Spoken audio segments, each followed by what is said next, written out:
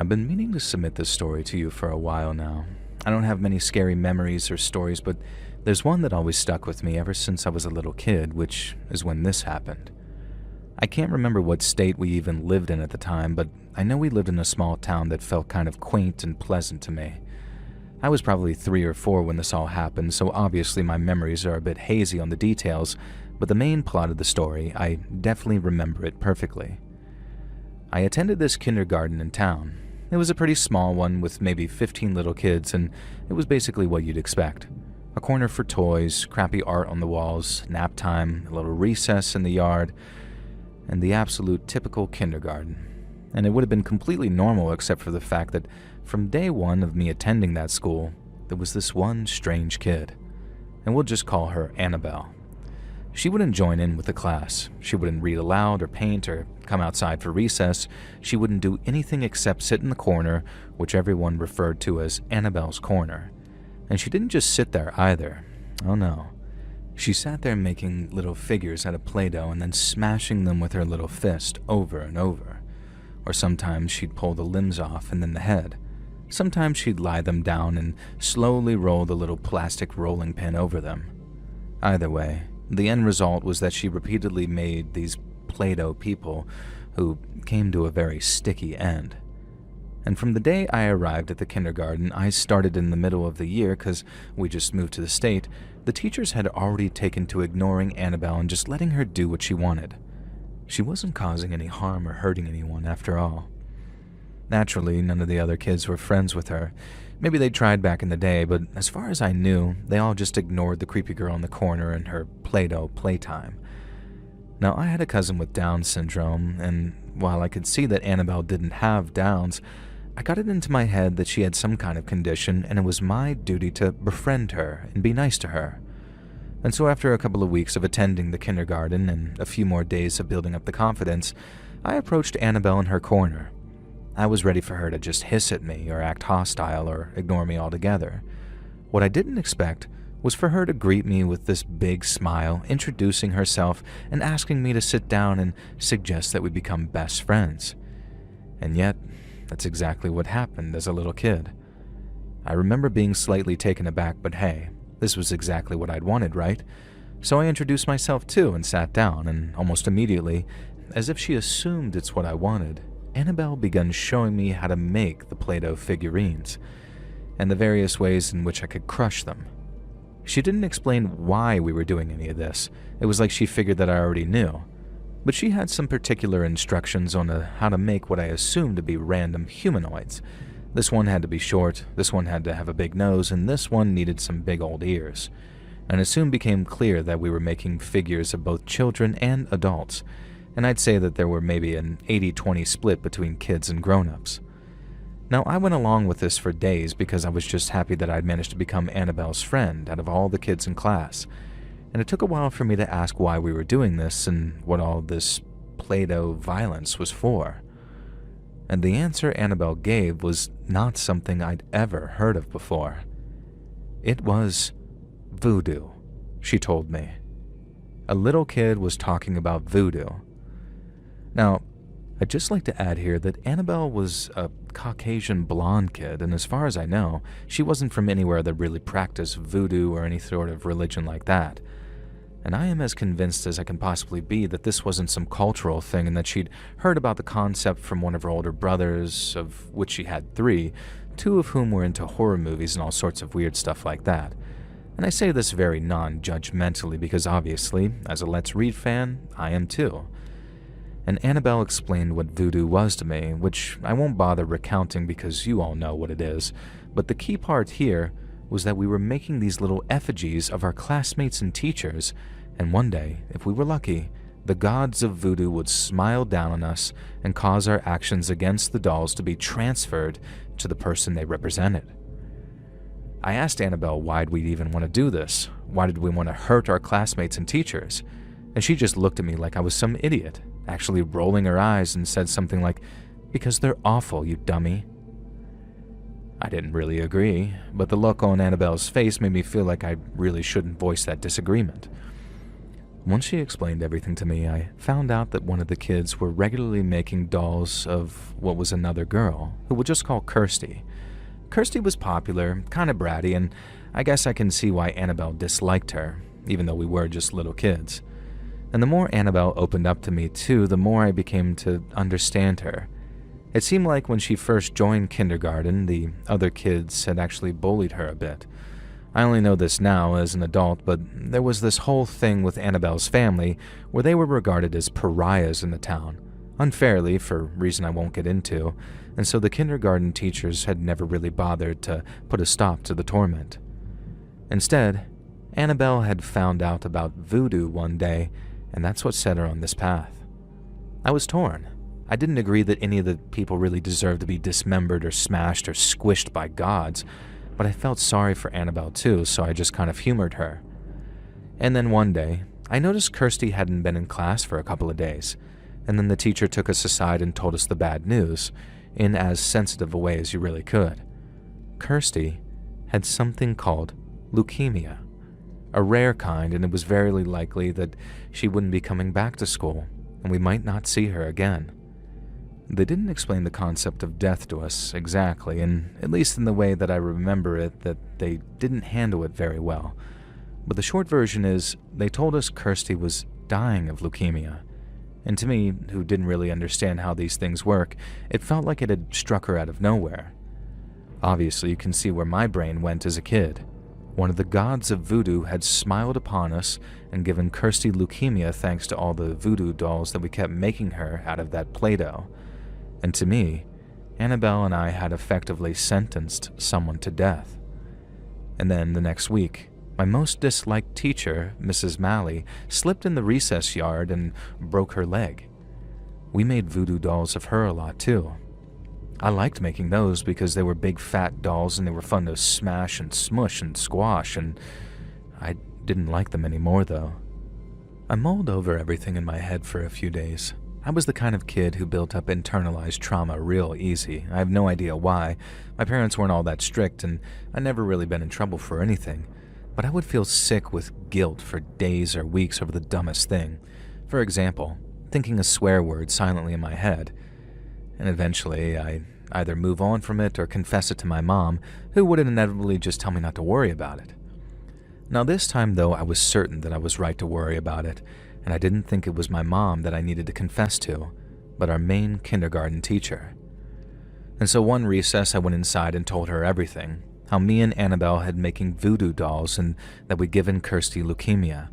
And then we hadn't stopped there, and we'd broken Mrs. Malley's leg. Now here's where I think the teacher really messed up, whose name I genuinely forget despite how many years I'd spent angry at her. Now she must have been able to tell that I was sincere. She must have. I was crying and struggling to get the words out. I was clearly having a really hard time, but instead of gently explaining to me that this isn't how things work, that you can't create voodoo dolls out of Play-Doh and give classmates sicknesses, and that you can't make Miss Malley break her leg, this teacher screamed at me. She told me I was disrespecting Kirsty and Mrs. Malley, and that I was being a horrible little child, and she was seriously considering calling my parents in. I think the only reason she didn't was because she knew that she'd handled that badly, and she shouldn't have let her anger control how she reacted to me. Now, of course, this all made me feel really, totally awful, so I vented to my only friend, Annabelle, and then as soon as I had, I realized I just admitted to Annabelle that I'd ratted her out as well. And so then I started apologizing deeply for that, too. And Annabelle just sat there in silence for a while, like she was thinking really hard. I kept talking, suggesting that maybe we should just make a voodoo doll of the teacher because the gods would definitely smile on us this time. And eventually Annabelle just shook her head and asked me if I really was sorry that I tried to rat her out. Now, repeatedly, I insisted. I told her I'd do anything to prove it. And Annabelle just kind of smiled, and she said she had an idea. We wouldn't make a voodoo doll of the teacher. Instead, there were other ways to do the voodoo god's bidding, and I could prove my support and love at the same time. Now, the next day, she showed me the means of our revenge. It wasn't anything really complex, and it wasn't some elaborate voodoo ritual. Instead, Annabelle had a huge kitchen knife in her backpack, and she wanted me to take the knife, come into the classroom when the teacher was alone at recess, and stab her 16 times. This, apparently, would make amends both to the gods and to Annabelle. Now, the story has probably illustrated that I was a pretty naive kid, and it probably makes it clear that I'm neurodivergent myself, but nothing, in no way, would have convinced me that taking Annabelle's huge knife and stabbing our teacher repeatedly was okay. And instead, it made me realize that Annabelle was some bloodthirsty psychopath who had a capacity for violence as a freaking kindergartner. Now, I know this because when I refused and told her there was no way that I was going to stab the teacher, Annabelle pulled a pair of small sewing scissors out of her backpack and stabbed me in the leg with them. It wasn't a little poke either. It was a deep, rough stab that caused blood to start gushing from my thigh. Obviously, I began to scream, and then so did a bunch of other kids when they saw the bleeding. As soon as it clicked in her brain what she'd done, I think Annabelle just gave up. She pulled the kitchen knife from her backpack and lunged at me. However, thankfully, she was just some little girl, and our teacher was not, and she was able to grab Annabelle from behind and very easily pull the knife away from her. I had to go straight to the hospital, so I didn't get to see the aftermath. My parents shielded me from most of it too, but what I do know is that Annabelle had to spend some time in an institution and even receive some serious therapy. There are things my parents still won't tell me about the aftermath, even though I'm in my first year of college at this point, so I can only assume that something pretty bad or tragic or both ended up happening with Annabelle. We moved away to a totally different state right after this, and of course, it's not like you could just Google for news stories about a mentally ill little kid. Now, really all I know is that for a couple of months my best friend at kindergarten was a potential killer who believed that she could do magic, and also that I was extremely lucky not to get killed. And that's the part that I don't like to think about. Whenever I tell this story, I try to play it off like I was some badass hero dodging knife swings and surviving some murderer. And it's the only way that I can really stay sane. I know that if I start thinking about it too hard, I'll just dwell on what could have happened, and I refuse to do that. And so this is my story. It could have been a lot worse, but the fact that it wasn't and the fact that I'm still here to tell the story is something I'm going to focus on above anything else.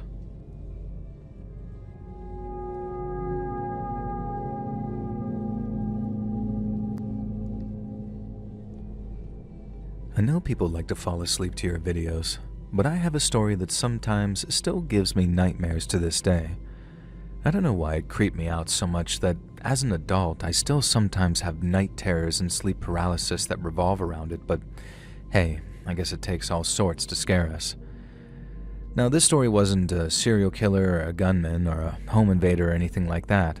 The scary thing here was a little girl I grew up with. Her name was Bethany, and we grew up together, and we were supposedly best friends. At least, that's what our respective parents insisted anyway. Now, this is going to make me sound like an idiot, but the truth is that I was Bethany's best friend, but she wasn't mine. Now, before you write me off, though, stick with me. I was Bethany's best friend because even from an early age, she didn't have any other friends. The reason for this is because she weirded all the other kids out. None of the other kids in the neighborhood, girls or boys, would play with her.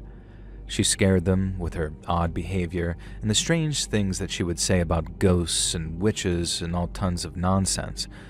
Mostly, though, she had this habit of hiding in places and then jumping out and yelling at you to scare you. Other little kids don't really like that, and since Bethany made, quote, freaking our friends out her entire personality, they didn't really like Bethany either. Unfortunately, Bethany's parents and my parents were best friends.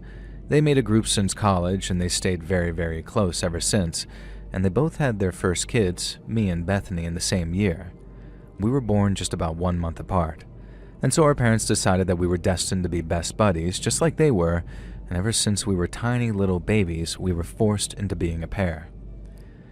Now, Bethany took this rule of friendship very seriously, and that meant that she stuck to my side like glue, and as a little kid, I had no hope of having any other real friendships when Bethany was always there, creeping everyone else out and behaving like a total weirdo.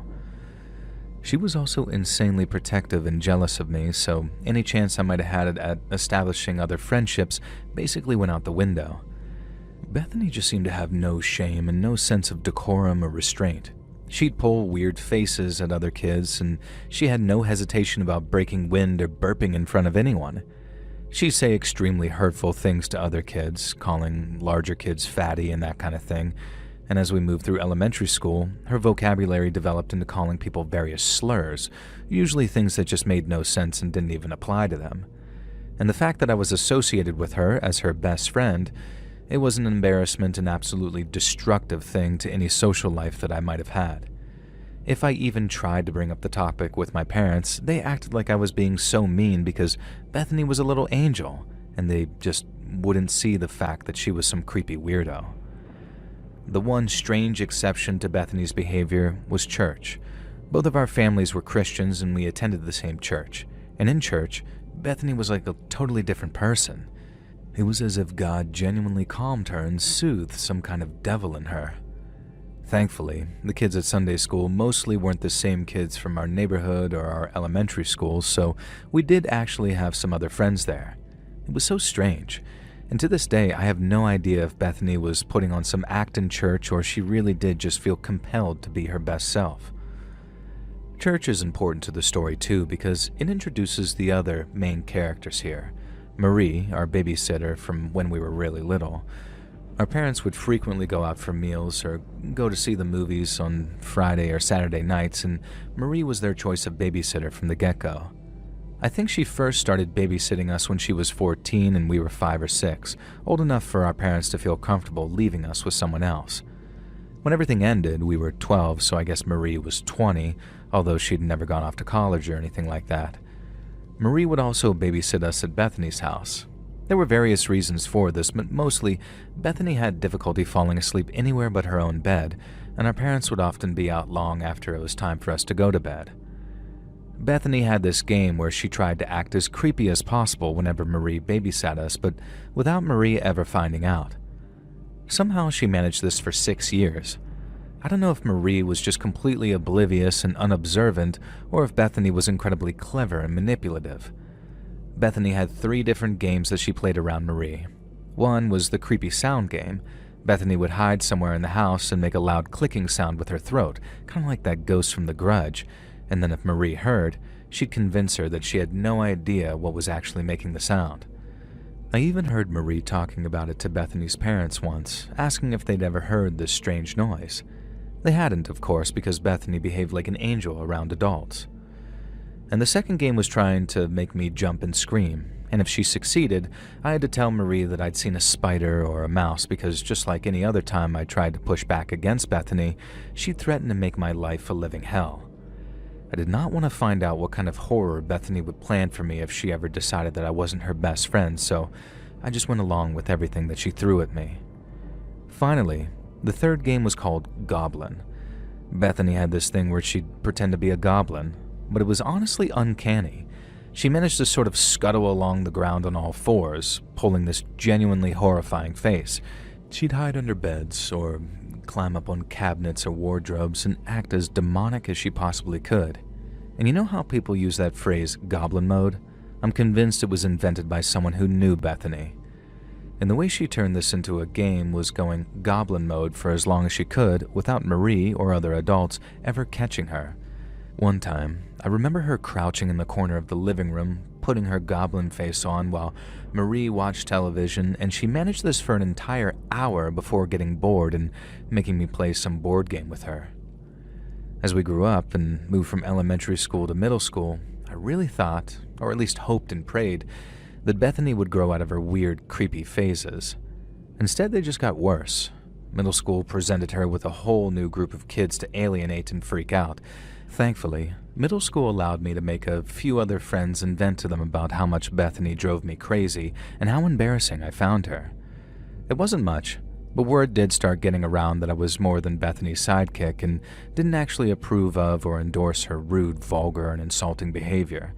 And this was especially relieving as she was going through her constantly saying slurs era, usually based on nothing and totally unrelated to the person that she was hurling that slur at. I can't give examples without getting this video demonetized, obviously, but for example, imagine a slur aimed at a homosexual man being used against an 11-year-old girl. or a little white boy being called, well, you can imagine the kind of things. Now, once again, she just wanted to be as weird and off-putting as possible, and I was starting to get really sick of it. Our parents showed no signs of drifting apart, which meant that Bethany and I were being forced to spend almost every weekend together. Nearly every Friday, they would go out to dinner with a group from church and wouldn't return home until it was well past midnight, so I would have sleepovers at Bethany's house almost every single Friday, and it was hell. Now, I wanted to start hanging out with my other friends and living a life of my own. I could tell something had changed with Bethany on the Friday that this all kicked off, but I couldn't put my finger on it exactly. She was sort of aloof with me, acting as if she didn't care that I was there, when normally she'd behave like a hyperactive child whenever we had a sleepover. Our parents had been gone for a few hours, and Marie was downstairs doing some kind of homework, so I guess she must have been attending some kind of school thinking about it. And maybe she was doing college remotely, I have no idea. No, anyway, Bethany had told me she wanted some alone time and left me in the living room watching TV, but eventually she told me to come upstairs to play Scrabble. Bethany loved Scrabble because she'd make up words and insist that they were real, so she always won. Now, she also enjoyed putting rude words down on the board. When I went upstairs, the Scrabble game wasn't set up, and instead, Bethany was sitting at her desk, fingers poised like Mr. Burns from The Simpsons. And she stared at me for what felt like minutes and then finally spoke and told me that she'd heard from a little birdie that I'd been saying mean things about her at school behind her back. Now, at first, I had no idea what she was talking about, but then I realized. I had disavowed her behavior and bitched about her to other kids. And while I don't think anyone ratted me out to Bethany, I think she overheard some kids defending me or saying that I wasn't as bad as my weird friend or something like that. Bethany said that she knew that I'd been calling her a weirdo and telling other kids that I didn't like her, so there was no point in denying it, and if I tried, then she'd make things worse. And then her face split into this really creepy grin, and she told me that it didn't matter. We were still best friends, and if I promised to stay loyal to her from then on, she'd forgive me. Of course, being terrified of her and lacking much of a backbone, I begged her forgiveness and promised that I'd stay best friends with her. And for the rest of the night, Bethany constantly played two of her favorite games. She'd disappear off and make the weird grudge sound, which Marie had started ignoring years ago, and then she would constantly jump out at me from places to scare me. This time, though, the game changed. I wasn't allowed to scream or let Marie know that I was scared. This was now suddenly part of the terms of her forgiving me for insulting her. I think I'd pulled it off really well. If I hadn't stressed it enough, Bethany could be incredibly creepy, and she managed to squeeze into the most impossible hiding spots and jump out from the craziest areas. I think I must have stifled well over 20 screams that night, determined not to invoke whatever hypothetical anger she threatened me with. No, I was just grateful that she didn't decide to combine it all with her goblin impression. I'm not sure that I could have handled seeing Bethany scooting across the floor out of nowhere that night. I was already jumpy enough as it was. Now, eventually, it was our bedtime, so we headed to our respective bedrooms. And that was one of the things that I did like about sleepovers at Bethany's. They had a guest room, and when I slept over, I was able to use it. Our parents didn't like the idea of us keeping each other up by talking all night, and was a rule that I was more than happy to follow now. And I guess the bedroom also had a lock, and due to Bethany's love for scaring me, I'd always locked it before I went to sleep ever since I was young. It had given me a degree of safety, but I found out that night it was completely misplaced. Bethany had always had a key to my room, I suppose, and simply waited for the right time to use it. I had no idea what had woken me up. I blinked in the darkness, trying my best to let my eyes adjust, and then I heard it again. Bethany's stupid, croaking ghost noise. And that's when I realized where she was. She was standing on the wooden footboard of the bed, balancing there in some bizarre crouch. Her face was full goblin mode, and she'd done something to her hair to make it stick up everywhere. I reached out and turned on the lamp and saw the full creepy weirdness of Bethany's goblin mode. She was dressed only in her underwear, and she'd written all sorts of strange words and symbols all over her body in what looked like lipstick. When she smiled, I saw that her teeth was also covered in lipstick too, And then she spoke in this weird goblin voice, and I'll never forget what she said. Do you think I'm weird enough now? And with that, she leaped off the foot of the bed and landed on me. And then she began smearing something on my face, which I later found out was the same lipstick that she'd used to write on herself. And at the same time, she kept spitting on me, saying she wanted to make me weird like her. I managed to scream, but I think Marie must have heard the commotion already, as she came bursting into the room, and then I heard her screaming. My first thought was that my savior had shown up to finally protect me from Bethany's insanity, but I could never have predicted how Marie would interpret the situation. At first, all she did was scream at us to break it up, and then she made Bethany put on a robe, march us both downstairs, and had us sit on opposite chairs in the living room until all 4 of our parents returned home. When Marie told them what had supposedly happened, I couldn't believe my ears. According to her, she'd caught us engaging in some kind of carnal act, that she could no longer be around 2 girls who would behave like that. And the worst part is, Bethany claimed that this was also true, that we'd been drawn to each other and needed Jesus. As my parents took me home that night in shame, I begged and pleaded with them to believe me that this wasn't what happened. I was way too young to even be thinking about anything like that, let alone with Bethany. And they said nothing as I talked over and over about how Bethany had always tried creeping me out ever since we were little kids, how the other neighborhood kids couldn't stand her, and how she alienated and ostracized everyone at school, how she would say terrible words and acted disrespectfully. I told them that, and I thought Bethany needed help, serious help. Eventually, thank God, they believed me. And yet somehow, this didn't make things any better. But you see, her parents believed me too. But the help they decided that she needed was some kind of camp for wayward teens rather than the therapy and support that I'd had in mind. And so Bethany was shipped off to what I later found out was a particularly notorious wilderness survival camp designed to scare kids straight into good behavior. And they kept Bethany there for over a year. And then when she came home, she didn't want to see anyone. She was homeschooled. She wanted to avoid me and everyone else.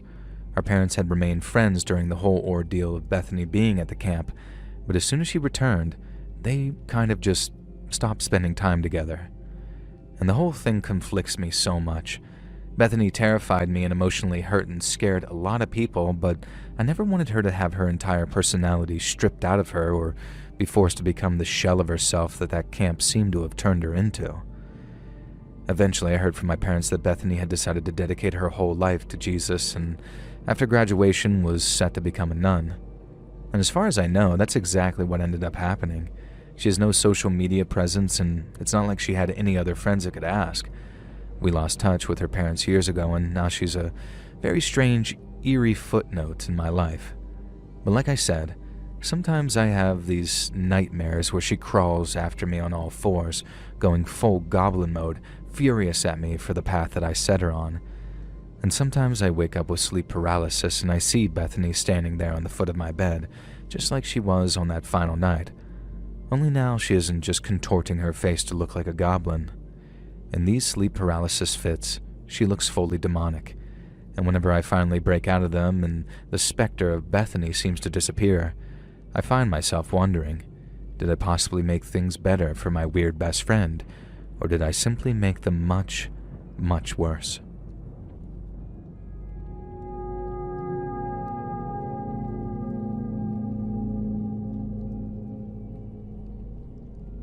When I was growing up during high school, we had a quiet kid in class.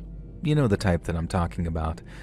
This was post-Columbine, so quiet kid jokes were told, but kind of in a whispered tone. Nobody wanted to actually trigger the quiet kid or generally cause anything really bad to happen, and Kenny never actually showed serious signs of violence. Well, mostly anyway. Occasionally some of the cool kids would give him crap and he'd lash out and sort of yell at them. And whenever he got angry, his voice became incomprehensible, which really didn't help with people calling him an R-word or slow or a prospective danger to society. Now, a few things about Kenny that were actually true.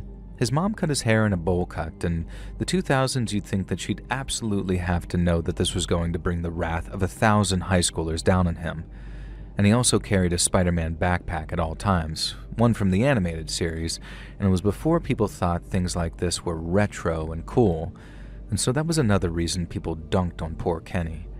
He could barely communicate if you spoke to him. He'd spend so long thinking about what you said that it felt like he was almost ignoring you, and you had to learn to just stand there and wait, and eventually Kenny would reply. Most times anyway. Sometimes he really would just zone out, and you'd have to sort of yell his name to snap him back to attention. Now looking back, Kenny shouldn't really have been in school with regular kids, or if he was, he should have had some kind of helper or something.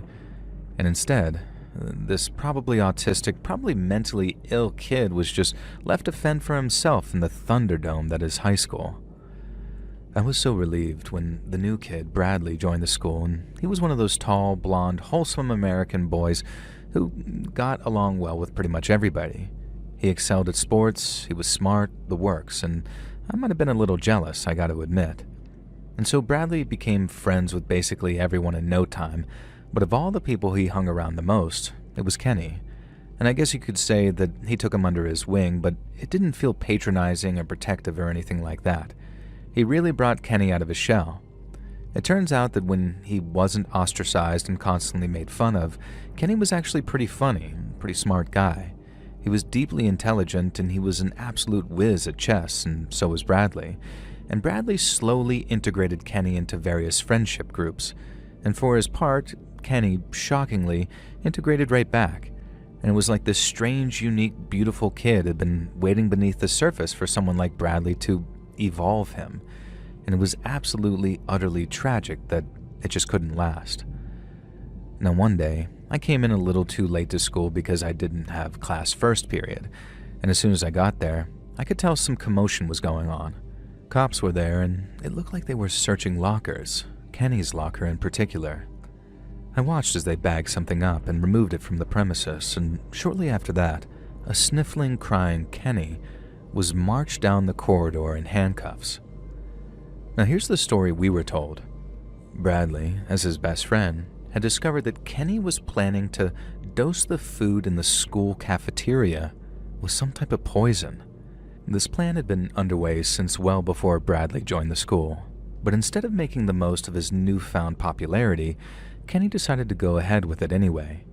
Bradley had seen the poison in Kenny's locker and, despite his friendship with Kenny, couldn't let this slide and reported it to the school. One kid's dad was high up in the force and kind of snuck a look at the notes on the investigation, and it looked like they didn't have much on Kenny. He was claiming he didn't even know what that substance was. And then Bradley found the manifesto. It had been hidden behind a false wall in Kenny's locker that he had, and Bradley had somehow dug it out, and it detailed Kenny's plan to poison the food and how on the same day he was going to bring 3 pistols to school belonging to his dad and finish anyone off that way. Bradley brought this manifesto straight to the dean, and I guess he really hadn't thought this through. 1, why was Bradley able to access Kenny's locker, find that wall, and discover this manifesto when the cops didn't? 2, Kenny's dad had died many years ago, and while that didn't rule out the idea of him owning guns, he had been a staunch anti-gun campaigner, so the idea of Kenny accessing his father's guns seemed ridiculous. 3, the manifesto was supposedly written before Bradley even came to the school, but the food that Kenny claimed he was going to poison had not been on the menu until that year. Naturally, this made the school authorities and the cops suspicious. Kenny had been suspended from school at the time since there was no actual proof he planned on committing a crime, and then the next thing we knew, Bradley was no longer in attendance either. It turns out Brad was a psychopath who had been kicked out of his last school for antisocial behavior. His father owned an exterminator firm that specialized in killing rats. One of the few remaining uses of that poison is in rat poison. Kenny would not have been able to get his hands on that type of stuff easily. Bradley would have. And eventually, with warrants served, the cops were able to prove that bottles of this stuff were missing from Bradley's dad's inventory. And not only that, they were able to get access to the family computer, and what they found was very damning: a saved file containing the whole manifesto. According to the kid, whose dad was one of the lead detectives, Bradley broke down and sang like a canary. Not a remorseful one, but a proud one. When he arrived at the school and first saw Kenny and heard the quiet kid jokes, he was curious. He wanted to know what kind of punishment would be dealt out to someone who might be a school-based criminal, and he was curious about the effect it'd have on Kenny. Rumor has it that when asked, Bradley coldly admitted that he was curious if Kenny would commit some kind of act against himself. You know what I mean? I don't know exactly what happened to Bradley. He was expelled, but I'm not sure what kind of criminal charges were brought against him. His father doubled down on the misplaced poison having nothing to do with his son, and so we never saw Bradley again. And we never saw Kenny either. The whole incident broke him, and I wish I could say that he'd overcome his experiences, returned to school, and been embraced by us again. I know we would have welcomed him back, but Bradley broke him. Kenny spent the rest of his high school career in some kind of mental institute, and for all I know, he's still there. I've tried to find him a few times, but I've never been successful. And on the chance that you're living your best life, Kenny, and also somehow hear this, I wish you the best. Bradley, you seem to be a psychopath, and I hope you ended up locked away for the safety of everyone. Spending my teenage years around someone like you was the most chilling and horrific thing possible, and the way you tortured poor Kenny is unforgivable. Adults can be awful, but kids can be truly, truly evil.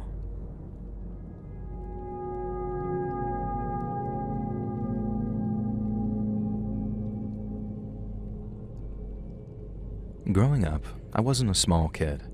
No, I'm not going to be ashamed to say it. I was fat.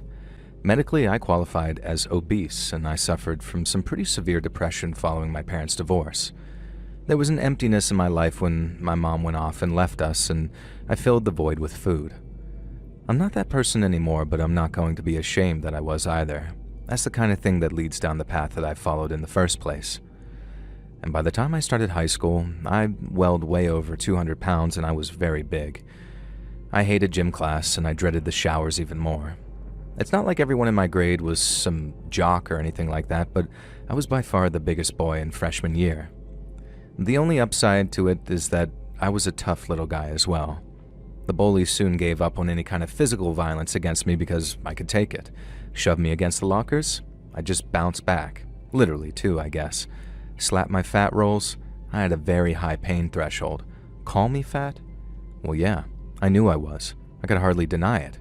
I didn't love hearing it, but just pointing out that I was a big boy only stung internally.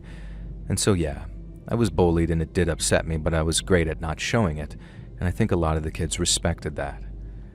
There was one kid, though. His name was Neil, and he was as skinny as I was fat. Now, I was pretty short for my age, but he was a whole head shorter than me, a really tiny guy, but he wasn't some adorable little shorty. Neil was a mean one, and no mistake. You could tell from the glint in his eye and the perpetual smirk on his face. And rumor had it that Neil could be such a bully that he once made a senior guy cry. Nobody really seemed to know exactly how Neil was a bully. Kids just knew to be wary of him and keep away from him, and this resulted in a couple of things. One, Neil had no friends.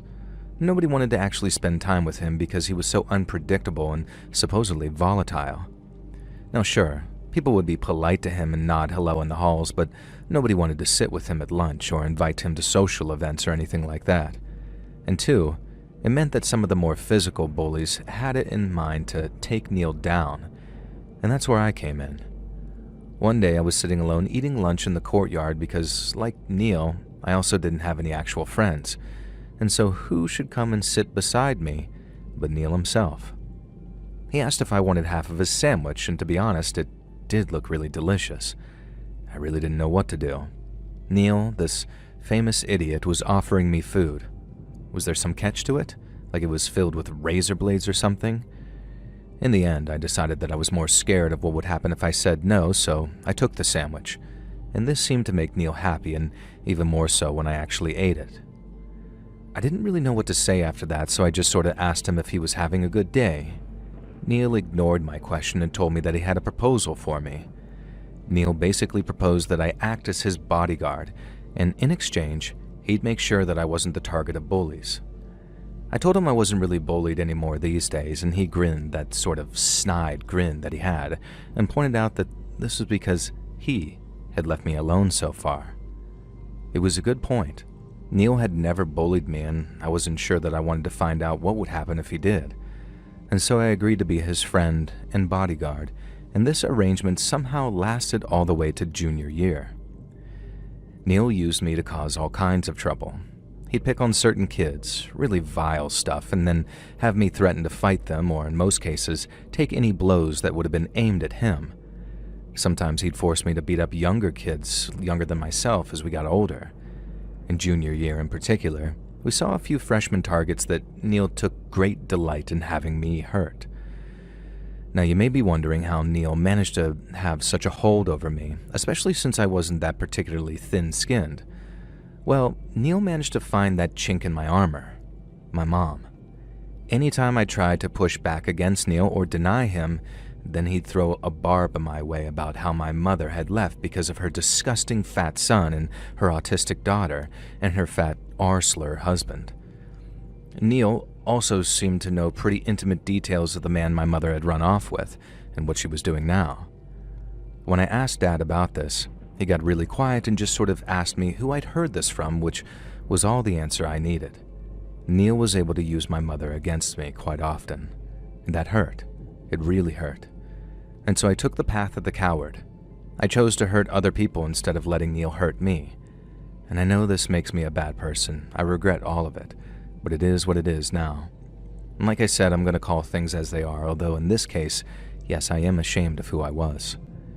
Neil's influence over me almost ruined my high school career as well. My report cards went steadily downhill. Dad never punished me. He just got kind of sad. One time, he was a little bit drunk, and he asked where he was going wrong with me and what he could do to help me to get back on track. And it just about broke my heart. And instead of facing up to that, I said something incredibly mean to him that I still apologize for to this day. I told him he could stop being such an embarrassing loser. Now, meanwhile, I developed a reputation at school for being a bully and someone to avoid, so Neil was my only friend, really, for years.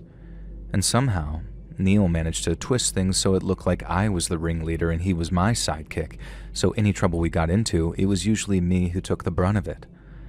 I remember one time, Neil persuaded me to scratch up the paint on the car belonging to one of the most popular seniors in school. If this guy had caught me, I think he was one of the few people in the school who would actually outdo me in a fight, and he would have pummeled me into the ground. Thankfully, we got away with that one. Towards the end of junior year, Neil developed a crush. The girl in question was an unassuming, bookish girl who was quiet and kept to herself. You know the type. Now, she was also the girl that I'd had a crush on for the last year as well, and I'm pretty sure that Neil knew this. Neil told me that he had a plan to ask her to date him. He just needed some time with her in the art classroom, and I had to stand guard to make sure nobody came along and unlocked the door. Now, I might have been a dumb kid, but I wasn't stupid. I knew that there was absolutely nothing good about what Neil might have planned, and so this one time, I said no. And Neil went nuts. Apparently, there were a lot of things that he'd been holding back, things that he knew about my mom, and according to him anyway, how my stepdad had been abusing my sister. And then he had all this evidence on his phone of my involvement and all the bullying, cut and edited in a way that looked like I was the sole culprit. In particular, there was minutes of footage of me vandalizing the senior's car.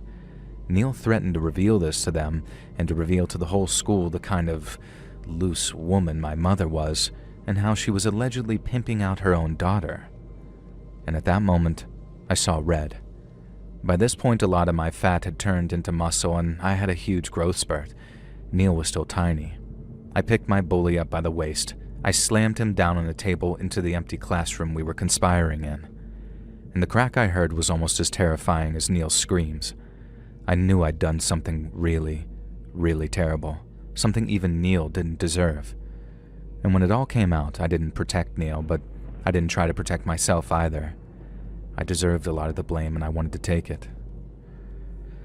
After this, being sent to a military academy was my own choice. I'd scared myself stupid with my own rage, and I'd hurt people and I'd gotten out of control. Neil's family wanted to press charges, and the military academy also served as a compromise. And this is also how I found out that the man my mother had left the family for was Neil's father. This whole time, my new stepdad was Neil's biological dad who walked out on Neil's family when Neil was just a baby. and I can only guess that the whole thing was intended as some sort of roundabout revenge against me in the end. Military school was the making of me, really, and I took it like a duck to water. I graduated and then joined the military, where I'd stay there to this day. I hate the person I used to be, but I'm proud of the person I've become. And I heard that Neil took a very darker path and never tried to better himself. To a larger extent, I blame myself for this. I certainly see him as a victim in many circumstances. I try to make up for who I was every day. I serve our country, I donate to charity, I send money back to my dad to help my sister's care. Thankfully, Neil's claims of abuse towards my sister were lies aimed to disgrace his dad. Apparently, he's not even that bad of a guy.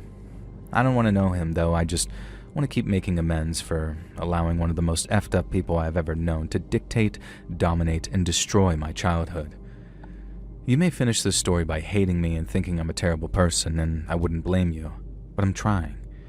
I wish Neil had done the same, and from what I understand, he's done some pretty terrible things in the years since I've known him, and I can only hope that one day he takes his first steps onto the road to redemption that I'm attempting to walk myself.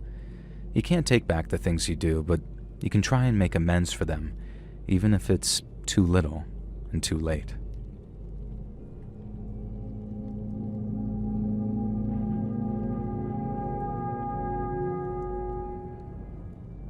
When I was younger, in high school, I admit that I was a bit of a stoner, a sort of emo goth type who probably didn't take care of herself that well and smoked a little too much weed.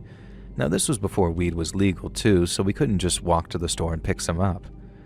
We'd spend our weekends hanging out in this sort of cubby hole under a bridge, not like the one from that famous dancing video you probably remember, and we'd turn it into a bit of a hangout space. Rugs, magazines, a battery-powered stereo, the works. Now, one rule was if you showed up, then you brought snacks. And there was one guy who didn't follow that rule, or any of them really, and his name was Birmingham. And that wasn't really his real name. I imagine that, but that's what he insisted we call him. Because get this, he'd been to Birmingham in England once on a vacation for like a month, and there were a bunch of ways Birmingham didn't fit in. He wasn't a goth or emo, he was more of a hippie. And he was this white dude with dreadlocks, although I'm not sure if they were dreads or whether his hair was really just that unkempt. Birmingham would never arrive with snacks either, and he'd never contribute free stuff to the den. He'd just stroll in and hang out while the rest of us put the work in.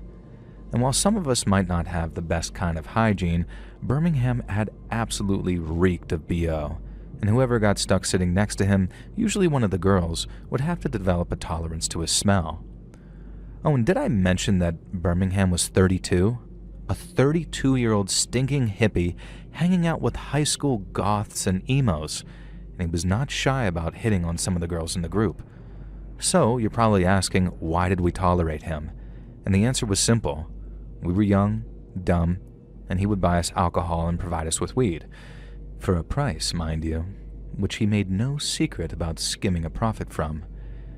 He'd just shown up one day, told us that he could hook us up just as we'd been wondering how the hell to get into substance abuse. Spoiler, just don't. And he sort of just stuck around ever since. And so Birmingham, despite all of his flaws and age gap and being a creep, was very much always at our hangout. He acted like he was the king of the castle when we were his adoring servants, especially the women. Even though all of us resisted his quote-unquote charms, he behaved as if we constantly lusted after his stinky-ass body. He was gross, to put it mildly, and we were dumb enough to let him stick around anyways. And there were maybe 8 of us, including Birmingham, on and off, 4 girls, 3 high school guys, and this Birmingham guy. 2 of the guys were far too of losers to really ever stand up against him, and one of them was as much of a predator creep as Birmingham was. So between Birmingham and this other weirdo, whose name was Josh, us girls really had to watch ourselves. We just moved into junior year when Birmingham ramped up his behavior. He singled out a couple of the girls, they were named Sandy and Bridget, and started trying to get them to engage in some really strange actions with him. At first, he offered free joints in exchange for this, and then it was an entire free baggie of weed, and then it was weed and unspecified pills. He must have been really desperate to get touched, as that's all he was aiming for, to start with anyway. And a rumor went around that Sandy did actually give in and even did some strange stuff with him for a bag of weed, and we didn't see her for about a week. And when she came back to the group, she seemed down and ashamed and wouldn't look anyone in the eye, and we got the impression that whatever experience she'd had with him had not been a good one. And knowing how pressurizing Birmingham could get, I could only imagine. Now, none of us wanted to bring it up with Sandy in case it wasn't that, but behind her back, most of the boys were not sympathetic, especially Josh, while obviously the girls felt bad for her. And we began talking about how to get rid of this Birmingham, but the boys were having none of it. He was our free ticket to weed and alcohol, and we weren't losing that just because Sandy wanted a freebie. These little assholes. I'm not going to pretend Sandy was innocent in this whole affair, but if you knew Birmingham, you'd know how far he'd tried to go to get what he wanted. And the fact that it had taken until now was a miracle. The thing that changed everything was when this new girl joined junior year and quickly became a member of our group. Her name was Summer, and ironically, she had almost jet black hair, completely natural, and she soon became one of us, and Birmingham was smitten, and so was Josh. This was the first rift. Summer was one of those girls who was confident and she dressed provocatively, but she had no interest in doing anything with a dude, and so began a competition between Josh and Birmingham to be the first one to get Summer without clothes. They weren't trying to sleep with her, not yet anyway. They just made a bet to be the first one to consensually see her, and the consensual part wasn't out of respect or anything, it was just for bragging rights between these two weirdos. Naturally, Summer didn't appreciate this from the start, having two guys, one of whom was literally 32 and stank, trying to get her to do something like flashing, and she began asking some of us privately why we tolerated this weirdo, and so we explained. And then she asked why we tolerated Josh, and we started realizing that there really wasn't actually a good reason for that. He was a creepy idiot too, but he normally targeted girls outside the group. There were all sorts of rumors circulating about the way he'd treated past girlfriends. Summer decided she'd try to handle it, and her solution was to offer some kind of vague incentive to Josh or Birmingham to whichever one beat the other in a fight. And very clearly beat, no question that they'd won, i.e., she meant one of them to put the other in the hospital. Summer had expected them to say no, that it wasn't worth it, but apparently this high school boy and this 32-year-old man were willing to risk killing each other over seeing some girl's body, and so it was decided that the fight would be that Friday night. Summer had become my personal best friend, really, so she was panicking to me on the telephone about this. And of course she didn't want anyone to get hurt, she just wanted both of them to just screw off. We couldn't think of any solutions other than to try and de-escalate the fight or call the cops if we really had to. And ultimately, none of that needed to happen. We all showed up to the hangout on Friday. Birmingham made some disgusting crude comment about how he was going to win the fight and Summer would be compelled to do all sorts of unspeakable things. And that's when he attacked. Only the attack didn't come from Josh.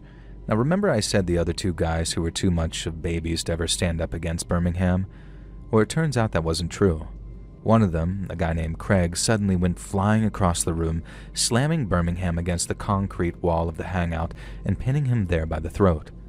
Craig was a big guy, tall and large, and he had no problem holding this skinny, wiry Birmingham guy in place. And it all came out. How much we all hated Birmingham, and how he was a stinking, vile parasite who could only get with women by trying to bribe children with drugs. How none of us could stand him, basically everything we'd ever wanted to say to him. You see, we found out later that Craig had been developing a burning, powerful crush on Summer, and the more Birmingham and Josh talked about her like that, the more quietly and fuming he got. And then he just snapped. We watched in silent awe as Craig headbutted Birmingham square in his nose, audibly breaking it, and we listened as he threatened to gut him violently if he ever showed his face around the hangout again, or even around town. And then he pulled the hunting knife out of his belt. That's the exact moment Josh walked in, looking sick and nervous, presumably for his fight. You'd expect this to distract Craig, but it didn't. He held the knife up to Birmingham's throat so tightly that it drew beads of blood and told him how serious he truly was. And then Craig dropped some info we didn't know. He mentioned the name of his family, a well-known Irish-American gang in town who were, to say the least, serious business. And when Birmingham heard that, that's what finally broke him. He began to cry, begging forgiveness and apologizing to Craig. And Craig said it wasn't him who deserved the apology, it was Summer. And Summer just shook her head and said she didn't care, she just wanted this guy out of there. So Craig let him limp away, and that was the last we ever saw of that creepy drug dealer again. Now meanwhile, Josh had been watching the whole thing with a sort of sick look on his face, as I said, and Craig turned to him, tucked the knife back into his belt, and just gave him this look that sort of said, "You could be next." And the group kind of dissipated after that. Nobody really had the energy to hang out with each other with all that violence hanging in the air, and Summer and I stayed friends, and the other girls and guys sort of drifted away. We're still friends to this day, and sometimes Summer and I talk about how we were regularly hanging out with 3 different guys who were scary in their own way. And there was Josh, who I later found out got kicked out of college for his conduct with a female student. And then there was Birmingham, who, looking back, was more terrifying than I truly realized. An adult male trying to use intoxicants to get underage women into bed with him. And while he was maybe the least dangerous, Craig was definitely the scariest. Nothing suggested he'd explode that day, and nothing gave away that he was the black sheep of an extremely violent family.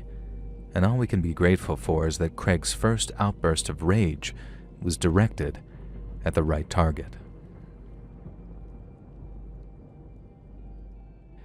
Hey friends, thanks for listening. Click that notification bell to be alerted of all future narrations. I release new videos every Monday and Thursday at 9 p.m. Eastern Time, and there are super fun live streams that I'm starting a little bit earlier lately at 7:30 p.m. EST on Sundays and Wednesday nights. If you got a story, be sure to submit them over at my email at letsreadsubmissions@gmail.com, and you might even hear your story featured on the next video. And if you want to support me even more, grab early access to all future narrations and bonus content over on Patreon, or click that big join button to hear about the extra perks from members of the channel. And check out the Let's Read podcast, where you can hear all of these stories and big compilations located anywhere you listen to podcasts. And I also have a true crime channel called Saturn Soul. All links in the description below. Thanks so much, friends. And remember, I'm going to go play Harvest Moon BTN after this.